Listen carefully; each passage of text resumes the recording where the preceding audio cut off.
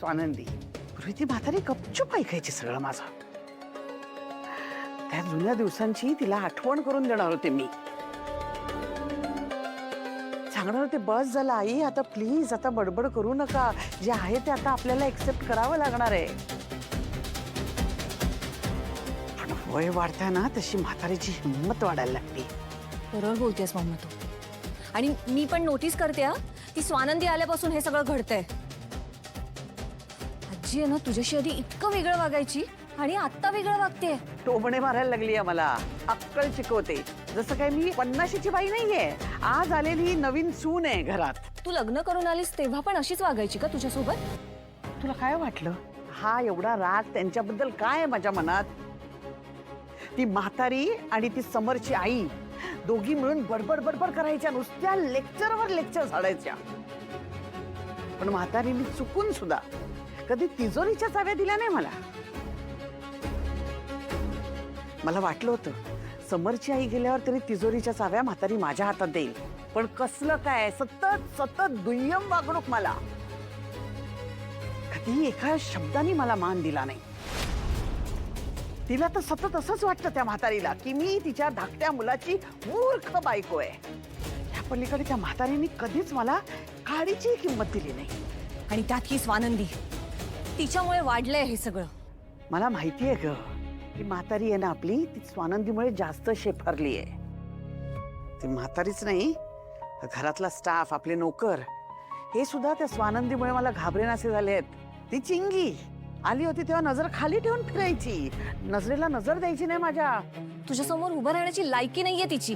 हो ना, पण आता बघितलंस की नाही, डोळ्यात डोळे घालून काय म्हणाली मला? करा नाही तर स्वीकारू नका, माझं बाळ माझं आहे. खूप खुमखुमी आली आहे तिला. बाळाला जन्माला घालायची आणि आपण रिलॅक्स काय? हा सगळा प्रॉब्लेम आहे ना तुझ्यामुळे सुरू झालाय.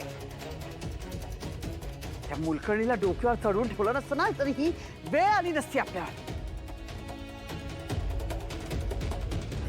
अच्युत, तुला कळतंय का आपण किती मोठ्या कोंडीत सापडलोय ते?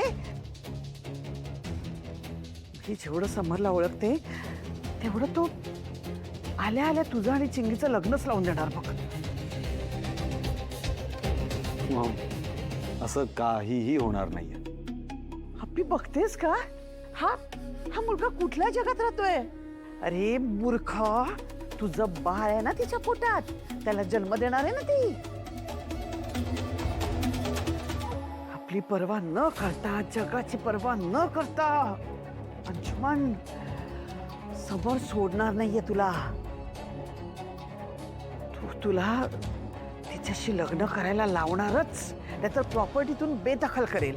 आणि स्वानंदी तर आहेच मध्ये मध्ये काड्या टाकायला. अरे बापरे, मला तर टेन्शनच आलंय अप्पी. समर ह्याची पोलीस कंप्लेंट पण करू शकतो. त्या मुलकर्णीला सून म्हणून मी स्वप्नात पण स्वीकारू शकत नाही. पण आता काहीच होऊ शकत नाही ना, सगळं संपलंय. तुझी एक चूक महागात पडली आपल्याला. चिंगी आणि तिचं बाळ आता तुझ्या गळ्यात पडणार आणि तुझ्यामुळे आमच्या गळ्यात पडणार.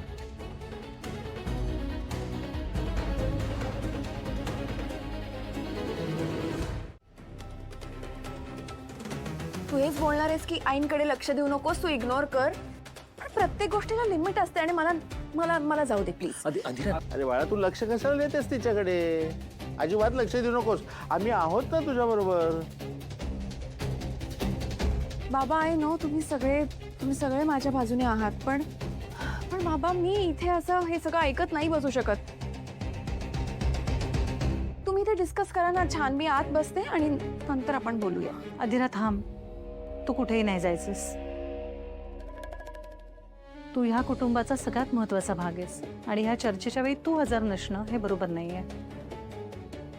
आई आणि बास झालं तुझं आता. अधिरा कशी आहे ना हे तुझ्याकडनं आम्हाला कळायला नकोय, कारण आम्ही सगळे तिला ओळखतो. आणि तुझा प्रॉब्लेम काय माहितीये का, तिच्यातल्या सगळ्यात चांगल्या गुणांकडे तू सोयीस्करपणे पाठ फिरवतेस, पण आता बास झालं. का बस माझी काय चूक आहे? तिने काय एवढे मोठे तारे तोडले जरा सांग मला. मी सांगतो तुला. तू सगळी लाज लज्जा सोडून नंदूच्या घरी जाऊन म्हणजे मुलीच्या सासरी जाऊन राहिली होतीस ना, तेव्हा आधीरा इथे होती. तिनं घर सांभाळलं, सगळा स्वयंपाक शिकून घेतला. तू तिच्याशी नेहमी तुसडेपणानं वागतेस, पण ती कधीही आजपर्यंत तुझ्या पायरीवर उतरलेली नाहीये. तू तिचा पाय मोडलास, पाय विसरलीस. आज तू तुरुंगामध्ये नाहीयेस, घरामध्ये आहेस. हे फक्त आधीराच्या मोठेपणामुळं, लक्षात ठेव. आणि काय ग आई, तुला तिचे कुठलेच क्वालिफिकेशन्स दिसत नाहीत का?